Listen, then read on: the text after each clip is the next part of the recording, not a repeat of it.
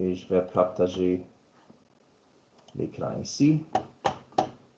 Comme ça, on peut commencer. OK, alors, notre but aujourd'hui, c'est de finir le concept 11 et 12. Puis 11 et 12 ne sont pas les concepts tout différents. Ils ont juste une ou deux étapes de circuit. Alors, question 11, partie A. Ça, c'est page 60 dans notre fichier Google. Puis, comme je vous ai dit avant, j'utilise un tableau périodique des éléments, un tableau périodique des ions, spécifiquement pour voir les ions polyatomiques, et notre tableau de solubilité. Avec ces trois ressources et une calculatrice, on peut commencer. OK, alors notre question c'est, on a des solutions de 100 ml. Alors, des solutions, chacune, ceci veut dire qu'on a deux solutions. Alors, ça, c'est un volume de AgNO3, alors en nitrate d'argent. Concentration est 0,10 mol par litre. On a iodure de potassium qui a une concentration de 0,20 mol par litre et on les mélange. Il y a plusieurs parties pour cette question, mais je commence avec partie A, qui nous dit d'écrire les équations de dissolution et de calculer le nombre de moles pour chaque ion. Alors, on commence avec les équations de dissolution. AgNO3, avant de dissoudre, AgNO3 est représenté comme AgNO3 état solide. Et ce qui arrive, c'est que il y a la solvatation tout autour des deux ions, le cation et l'anion. Et le résultat, c'est le cation de Ag aqueux avec une charge de plus 1 et NO3 moins 1, alors nitrate. Alors ça, c'est équation de dissolution numéro 1. Deuxième est pour l'iodure de potassium, qui est Ki. Et avant de dissoudre dans l'eau, c'est dans l'état solide, il y a la solvatation de l'eau qui le sépare entre le cation de K+, et iodure qui est I-1. Alors, les indices de phase sont importants et aussi les exposants qui nous donnent la charge de tout. Alors, tout est balancé avec 1, 1, 1, 1, 1, 1. Ce n'est pas toujours le cas, mais il est dans cette situation.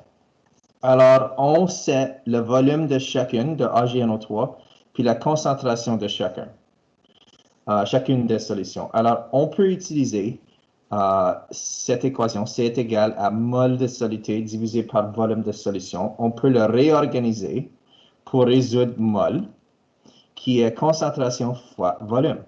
Alors, je prends la concentration pour AgNO3 de 0,10 mol par litre. Je la multiplie par le volume. Et j'utilise millilitres parce que c'est plus simple. Il y a une étape de moins si on le met en millilitres. Alors, litre s'annule, on a millimol.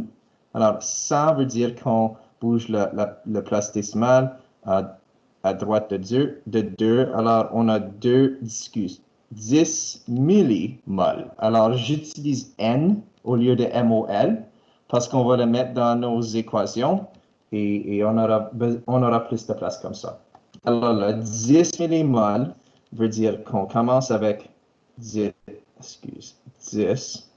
mn de AgNO3 et on fait la même chose pour calculer les moles de Ki. On utilise C fois V, mais cette fois-ci, la concentration est 0,20 mol par litre.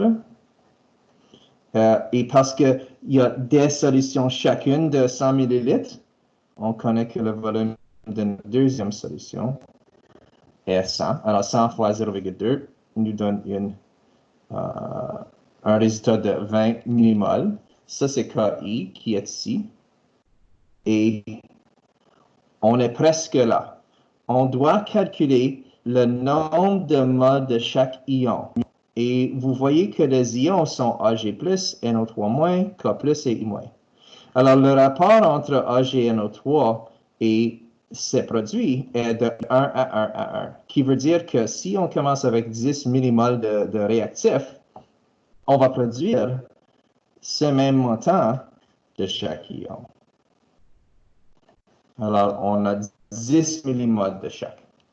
Même chose ici, parce que le rapport est de 1 à 1 à 1.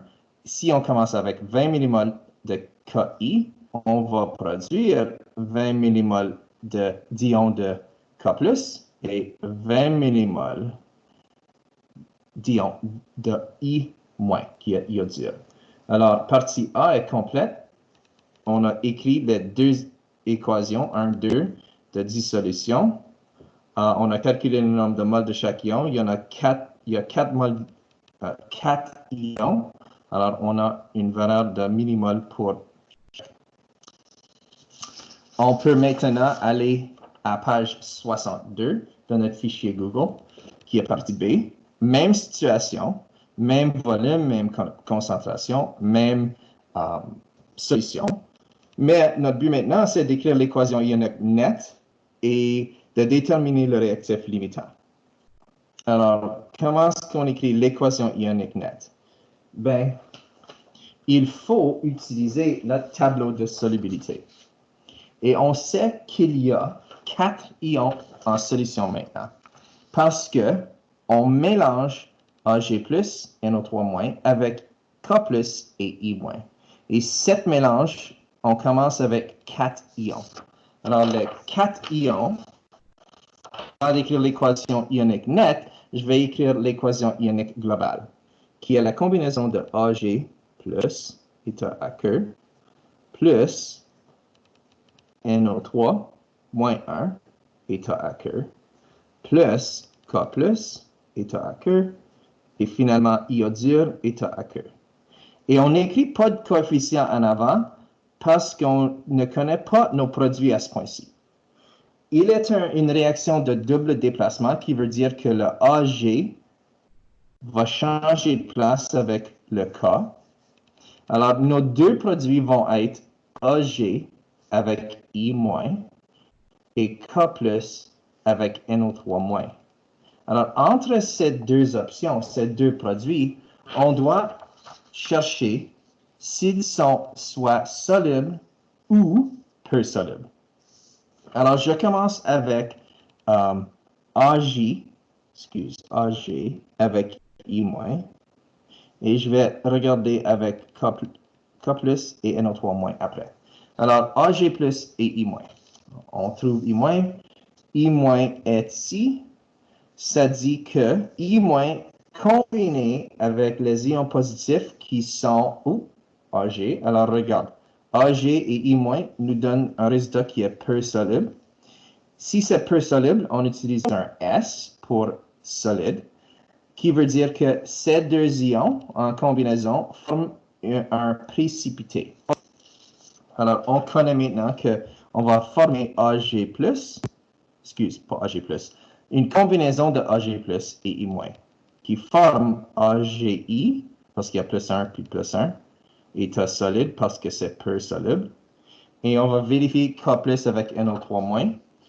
On peut voir que K+ est ici, puis ça dit que les ions positifs, et K+ est un ion, avec pratiquement tous les ions négatifs sont solubles. Alors, ceci veut dire que K+ et NO3- ne se mettent pas ensemble. Alors, ils restent séparés en solution. Puis nous avons un nom pour ceci, K+, NO3-, qui ne change pas sur les deux côtés. On les appelle des ions spectateurs. Et s'ils sont des ions spectateurs, ils ne vont pas être représentés dans notre équation ionique nette. Au lieu, dans notre équation ionique nette, on va avoir seulement les ions de Ag plus I- état aqueux qui forment Agi état solide. Ça, c'est notre précipité. Alors, Ça, c'est notre équation ionique globale. Après, on a enlevé les ions spectateurs. Ceci est notre équation ionique nette. Et tout est équilibré avec des coefficients de 1. Alors, on n'a pas besoin de mettre autre nombre que 1. Alors, je vais mettre 1 ici, parce qu'après ceci, on va faire notre tableau IV. Puis notre tableau IV, c'est initial, le mol initial. La variation, alors, c'est quoi le changement dans le mol? Et après ceci, à l'état d'équilibre, qui est la fin de notre réaction, combien de moles avons-nous? Ben, on peut regarder à notre réponse pour partie A, puis on peut voir que les moles de Ag+ sont 10 millimoles. Alors, on commence avec 10 millimoles ici. Et les moles de I-, ici, on a 20 millimoles. Alors, j'écris 20 millimoles. Et vous savez, si c'est une situation initiale, qui veut dire qu'on n'a pas de produit, on représente le nombre de produits ici comme 0. S'il y a un rapport de 1 à 1 à 1, c'est très facile de choisir notre réactif limitant. Le réactif limitant, quand le rapport est de 1 à 1, et seulement quand le rapport est de 1 à 1, est le nombre qui est le plus 10 millimoles est plus petit que 20 millimoles, qui veut dire que 10 millimoles va réagir. On additionne ces deux, alors 10 moins 10, 10 plus moins 10, alors c'est 0. 20, on a besoin d'un rapport de 1 à 1. Alors, 10 millimoles va réagir avec 10 millimoles de I-, qui nous dit que 20 moins 10 nous donne 10 millimoles à l'équilibre de I-. Alors, on n'a rien d'ion d'argent de reste. Alors, pour cette raison, Ag+ est notre réactif limitant. Alors, je peux mettre elle là, qui nous donne les informations par rapport à notre réactif limitant. Parce que c'est de 1 à 1, on va produire le même nombre de millimoles de produit qui est 10. Alors, on n'avait rien, plus 10, qui nous donne 10 millimoles. Et maintenant, on a écrit l'équation ionique nette. Il est balancé. On a déterminé le réactif limitant à partir de notre tableau IV. Alors, partie B, fini. Maintenant, on regarde partie C. Alors, avant de faire ceci, tu peux voir que si, disons, partie B nous demandait de calculer la masse de notre précipité, alors ceci c'est notre précipité, on pourrait le faire. On aura juste à multiplier ce nombre fois la masse molaire de AGI, parce que AG ici, c'est notre précipité, puis on aurait nos milligrammes de précipité. Mais la question ne nous demande pas ça. Ça, c'est une autre type de question. OK, alors partie C. Même situation, même volume, même concentration, même solution. Mais notre but ici, c'est de calculer la concentration molaire de tous les ions en solution. Alors ici, on sait que quand on a commencé avec nos équations de dissolution, on avait 1, 2, 3, 4 différents ions en solution. Alors, ces 1, 2, 3, 4 ions sont représentés ici et j'utilise des parenthèses encadrées comme ceci qui représentent une concentration molaire. Et molaire veut dire mol par litre. Alors, Ag+, on peut regarder à notre tableau IV parce qu'il fait partie de notre équation ionique nette. Alors, la concentration de Ag+, on va utiliser le nombre de millimoles ici et le volume total de notre solution pour calculer la concentration de Ag+. Mais parce qu'Ag+ est notre réactif limitant et il n'y a rien qui reste en nombre de millimoles, ceci veut dire que notre concentration va être nulle parce qu'on a 0 millimoles de reste. Alors, concentration est égale à mol de soluté, ou dans ce cas, millimol, divisé par le volume de solution. Et comment est-ce qu'on calcule notre volume de solution? Ben, on a chacune une solution de 100 ml qu'on vient de mélanger. Alors, on avait 100 ml. On avait une deuxième solution de 100 ml, qui veut dire que le total de notre nouvelle solution est 200 ml.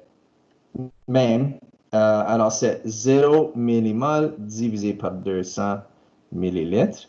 Le milli s'annule, puis on a une réponse qui est 0 mol par litre. Alors, rappelez-vous que N, c'est la même chose que mol. Alors, on pourrait utiliser N divisé par L ou mol par L. Alors, ça, c'est la concentration de Ag+. Iodure, I-, ben, on regarde, parce qu'iodure fait partie de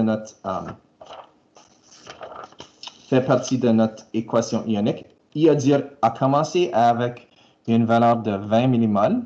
Il a diminué de 10, alors 10 millimol reste après l'équation est en équilibre. Alors, iodure, on commence ici avec 10 millimol dans le même volume de solution, parce que tous les ions sont dans 200 millilitres. Alors, 100 plus 100 nous donne 200 millilitres. Même chose, milli s'annule avec milli. 10 divisé par 20. 10 sur 200, excuse. Et 0,05. Alors, notre concentration finale, 0,050 mol par litre. Ça, c'est la concentration d'iodure. Alors, nos deux autres, K+, et NO3-, qui sont nos ions spectateurs, ils n'ont pas réagi, alors leur valeur de millimol ne change pas. Alors, NO3-, c'est 10 millimol, et iodure, I-, est 20. Alors, NO3 est 10 millimol, divisé par 200 millilitres. K+, est 20. Alors, je l'écris ici, millimol, divisé par 200 millilitres. Milli s'annule. Alors, ça, c'est 10 sur 20, qui est même chose que 0,050 mol par litre. 20 sur 200, c'est 0,10 mol par litre. Et voilà, on a toutes les concentrations des ions en solution, puis ça, c'est la réponse pour question partie C. Alors, ceci vous donne la capacité de répondre à questions 37 à 45 dans nos questions verbaux. Et maintenant, vous allez voir que je vais refaire ces questions, mais j'appelle ceci un problème sommaire qui a plusieurs concepts ensemble. Alors, un deuxième exemple, il y a 4 parties, on commence. Alors maintenant, on a une deuxième solution ici, nitrate de plomb 2. On a volume, alors V, on a concentration. On a une deuxième solution avec un volume de 75 ml. Ceci est chlorure de sodium. Ça, c'est la concentration. Et tous les deux sont mélangés. Partie 1 nous demande d'écrire les deux équations de dissolution et calculer le nombre de moles. Alors, même idée que dans l'exemple qu'on vient juste de faire.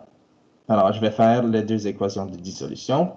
Alors, nitrate de plomb, c'est PbN3, en parenthèse. Solide nous donne, ou se sépare parce qu'il est soluble en NO3-1.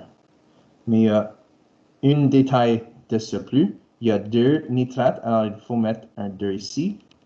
Alors, tous les autres sont 1 et 1. Chlorure de sodium est NaCl, état solide. Après la solvatation, ça dissout dans les ions de Na+, et Cl-, chlorure. Tout est 1 à 1 à 1. Alors, ça, c'est nos coefficients. et je calcule les moles. Même chose, concentration molaire est égale à mol de soluté divisé par volume de solution. Et avant qu'on les mélange, c'est pour cette raison qu'on utilise seulement le 25 dans le cas de nitrate de plomb. Alors, mol va nous donner concentration multipliée par volume. Alors, la concentration est 0,10 mol par litre fois volume, 25 millilitres. Litre s'annule, on va avoir une réponse de millimol. Puis notre réponse, tu peux voir, 25 fois 0,1, 2,5. 2,5 millimol. Puis ça, c'est PbNO3 fois 2.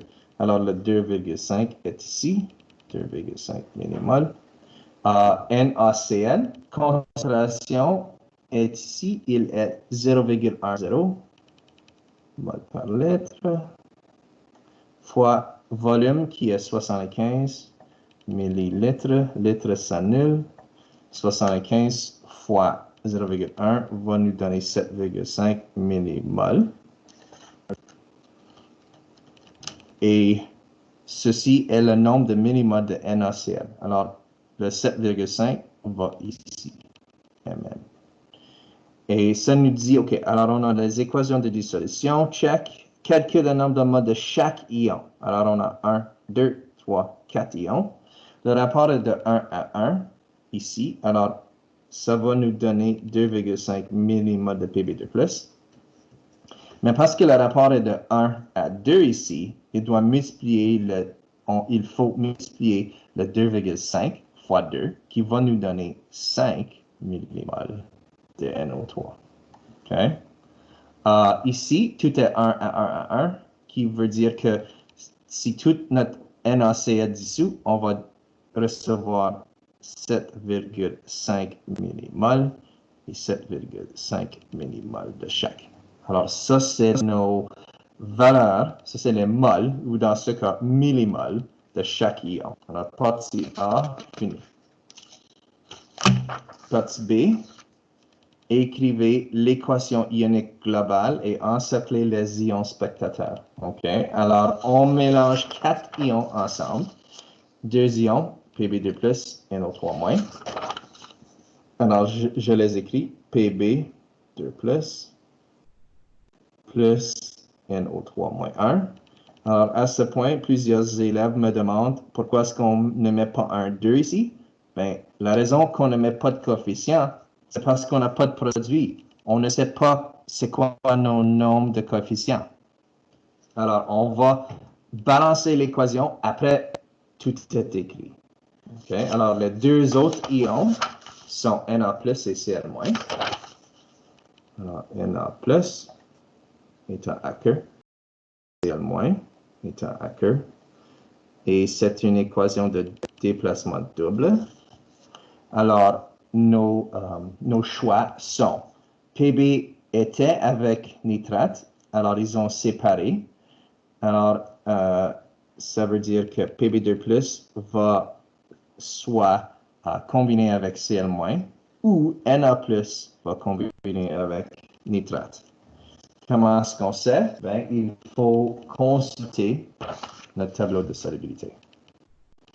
Je fais nitrate avec sodium. Alors, regarde ici, nitrate est soluble avec pratiquement tout. Soluble avec pratiquement tous les ions positifs. Si c'est soluble, ça veut dire que Na+ et NO3 ne vont pas se mettre ensemble.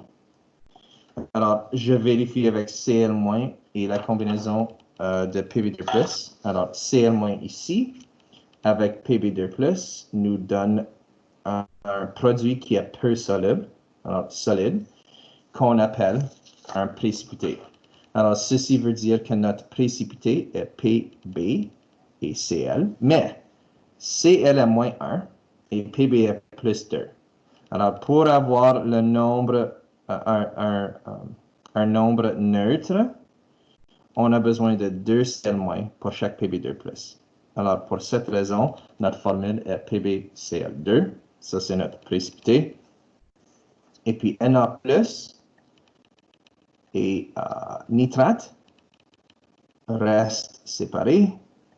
On appelle, parce qu'il ne vient pas de changer, alors, il y a Na plus ici, Na plus ici, nitrate, nitrate. Les deux s'annulent et ce sont nos ions spectateurs. Alors, l'identité est Na plus, étant Acker. Je vais juste écrire E, NO3-. Alors, ça, c'est notre liste d'ions spectateurs. Alors, l'équation ionique globale est ici, mais ça doit être équilibré. Alors, si tu vois, on a 2 Cl ici. Alors, il faut mettre un 2 ici. Il y a des élèves qui veulent écrire Cl2. On ne fait pas ça quand c'est dans un état aqueux. Parce que Cl2, ça c'est un état gaz. OK, ça c'est un gaz, un état gazeux. Puis quand Cl ou Cl2 est dissous dans la solution, c'est un ion. Alors, il faut mettre le 2 là. On ne met jamais le 2 ici comme indice quand il est dissous dans une solution. Alors, ça, c'est la réponse pour l'équation ionique globale. Et on vient juste encercler les ions spectateurs et les lister. Alors, partie B, fini. Ça, c'est page 68 dans notre fichier Google.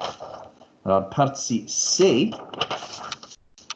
se dit ici, même situation, mais maintenant, écrivez l'équation ionique nette. Ben, on a notre équation ionique globale. On a juste à inclure le Pb2+, le 2Cl- et le produit. Et ça va être notre équation ionique nette. Alors, Pb2+ est à Acker plus 2 chlorure forme PbCl2 état solide. Ça, c'est notre... Alors, je peux mettre un 1 et un 1 là. Comme ça, on a un coefficient pour tout. Maintenant, il faut déterminer le réactif limitant et calculer la masse de précipité. OK. Ben, on revoit Pb2+. C'est partie A. Alors, partie A, Pb2+, a une valeur de 2,5 millimol. Alors, je l'écris ici, 2,5 millimol.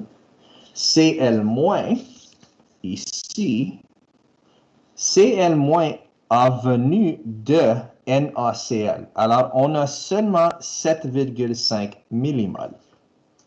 Alors, j'écris 7,5 millimol.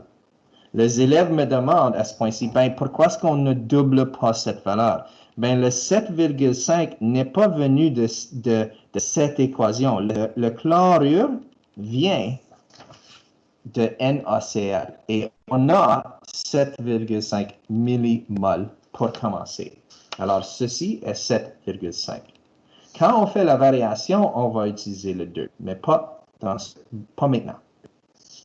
Parce que c'est une situation initiale, on n'a rien ici comme produit.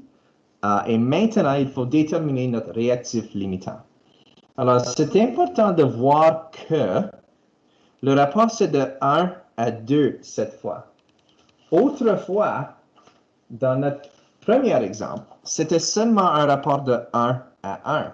Alors, j'ai dit, si tu as besoin de le même nombre de mol ou de millimol pour chaque réactif, c'est facile de déterminer notre réactif limitant parce que c'est le nombre le plus petit. Ce n'est pas nécessairement le cas quand le rapport est de 1 à 2. Alors, je vais juste choisir. On va vérifier si Pb2+ est oui ou non notre réactif limitant. Si Pb2+ est notre réactif limitant,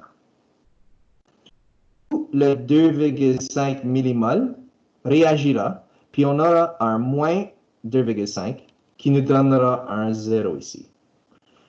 Mais pour déterminer le nombre de millimol de Cl-, si Pb2+ est notre facteur limitant, il faut 2 fois plus le 2,5. Alors, si tout ça, 2,5 millimol, réagit, et on n'a rien de reste, combien de Cl- faut-il? Ben, Si le rapport est de 1 à 2, il faut 2 fois ce nombre. Alors, 2 fois 2,5 est égal à 5 millimoles. Et 7,5 alors est en excès. On a plus que 5 millimoles disponibles à réagir, mais on peut seulement réagir 5. Alors, 7,5 moins 5 nous donne 2,5 millimoles de reste. Et tu peux voir que parce que PB2+ a tout réagi, puis il n'y a rien de reste, il est notre réactif limitant. Si, par exemple, tu aurais choisi Cl- et tu utiliserais le 7,5 pour tout réagir. Alors, au lieu d'utiliser 5, ceci serait 7,5 et ça serait 0. Ben, on aurait besoin de la moitié de 7,5 de PB2+. Alors, si on regarde la moitié de 7,5, alors divisé par 2, est 3,75. On aurait besoin de 3,75 millimoles de PB2+. On n'a même pas ça. Alors, pour cette raison, Cl- est en excès. On a plus qu'on a besoin de ça. Puis, on a seulement assez de PB2+ avec le 2,5 pour produire notre PbCl2. Alors, combien de PbCl2 serait produit? Ben, si c'est 1 à 2 à 1, ce rapport ici, dans notre variation, doit être le même. Alors, 2,5 à 5 à, ben, la moitié de ça, parce que c'est 1 à 2, ceci doit être 2,5 millimoles. Alors, 0 plus ça, 2,5 millimoles. Alors maintenant, on a notre équation ionique nette qui est balancée. On a notre réactif limitant et on a juste à calculer notre masse de précipité. Alors, ceci est notre précipité. Pourquoi? Ben, parce que le précipité est quelque chose qui est peu soluble. Et on sait qu'il est peu soluble parce qu'on a fait référence à notre tableau de solubilité. Alors, c'est quoi la dernière chose à faire? Ben, on doit multiplier ce nombre de millimoles par la masse molaire de ceci. Ben, comment est-ce qu'on connaît la masse molaire? On utilise notre tableau périodique. On trouve Pb qui est 207,2 et on trouve Cl qui est 35,45 et on utilise ces deux nombres. Alors, 207,2 ça c'est grammes par mol, plus 2 fois 35,45 grammes par mol, qui nous donne 2 fois 35,45 plus 207,2 nous donne 278,1 grammes par mol. Alors, si on multiplie mol et mol, rappelez-vous, MOL et N sont la même chose, on va avoir une réponse de milligrammes. Alors, ça va être un gros nombre. Alors, j'utilise 278,1 fois 2,5 qui nous donne 695,25, mais ceci est milligrammes. Alors, si vous voulez le calculer en grammes, on a juste à prendre le 695,25 milligrammes et noter que dans 1 gramme, il y a 1000 milligrammes. Milligrammes s'annule et notre réponse est 1, 2, 3, 0,695. Alors, 0,70 grammes. Je l'ai arrondi. Parce que 1, 2, 3, 0,695, arrondi à 0,70. Alors, ça, c'est la réponse pour notre masse de précipité. Partie C, fini. Et on finit la question avec partie D. Okay? Même situation, on a juste à calculer la concentration molaire de tous les ions qui restent en solution après la réaction est finie. Alors, On commence avec PB2+. On peut voir que PB2+ ici était notre facteur limitant. Alors, on n'a rien ici qui reste. Alors, 0 millimol. C'est quoi notre volume? Ben, 25 plus 75 millilitres nous donne 0 millimol divisé par 100 millilitres. Alors, ceci est égal à 0 mol par litre. Ça, c'est la concentration de PB2+. Cl-, ben, chlorure, après, à l'équilibre, on a 2,5 millimoles de chlorure parce qu'il y a 5 millimoles qui ont réagi pour produire notre produit. Alors, on commence avec 2,5 millimoles. On divise par le total, qui est 100 millilitres, qui nous donne 0,025 mol par litre. Alors, ça, c'est la concentration de Cl- qui reste. Et Na+ et NO3-, ben, de partie A, Na+ et NO3- étaient nos ions spectateurs. Alors, parce qu'ils étaient nos ions spectateurs, ils n'ont pas réagi. Alors, leur valeur pour leur nombre de millimoles n'ont pas changé. Alors, on utilise Na+, on utilise 7,5 ici, 7,5 millimoles, divisé par le volume total, qui est 100 millilitres, nous donne 0,075 mol par litre. Alors, ça, c'est notre concentration finale de Na+. Et NO3- ici était multiplié par 2 parce qu'on avait un rapport de 1 à 2. Alors, on a 5 millimoles de nitrate. 5 millimoles. On a un volume total de 100 millilitres. Et c'est toujours le cas parce que toutes ces solutions sont dans le même contenant. Alors, ils ont tous le même volume. 5 divisé par 100, 0,050 mol par litre. Et partie D, ceci sont les concentrations molaires de tous les ions qui restent en solution. Alors, ça, c'est les deux exemples. Je retourne à notre... je vais juste arrêter notre enregistrement. Meeting's being recorded. Are you sure you want to stop?